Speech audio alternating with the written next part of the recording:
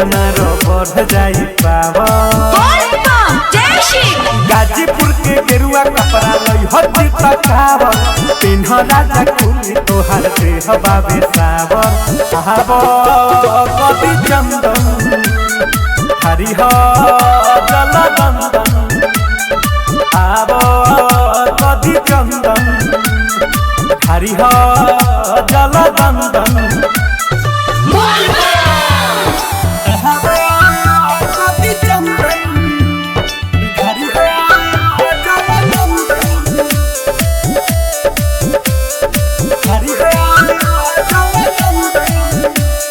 सुल्तानगंज के गंगा नदी में डुबकी लगा के निहली हो, भूलल चूकल महज के माटी उनको के पाप भगा दी हो।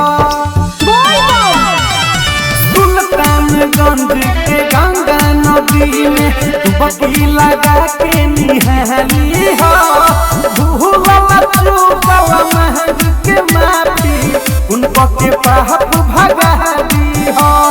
सुइया पहाड़ बड़ी सुई लेखा करेला, कहियो नहीं थकियो गोर में थोड़ा थोड़ा पड़ेला। सिहर के दुपली से लई हो टिकली चटकार हो, दर्शन तकी आई है जब सैया जी हमार हो।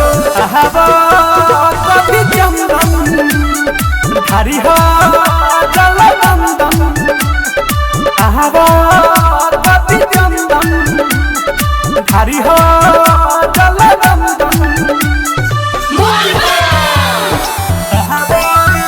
कवि चंदन हरिह जल दंदन,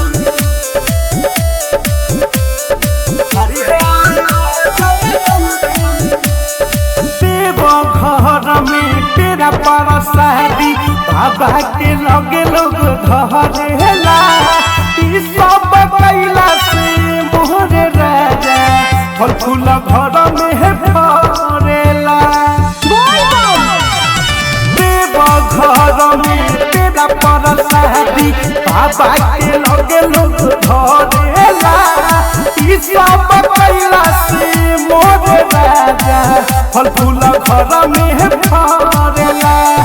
खावेला छपारे में चुनरी चढ़ेला, काला पारा छाई भूत धरे तो घरेला। रंगीर राजा धानी बम डीजे का नचान हो, कावर में लगा लो बेल पत्थर के थम हो।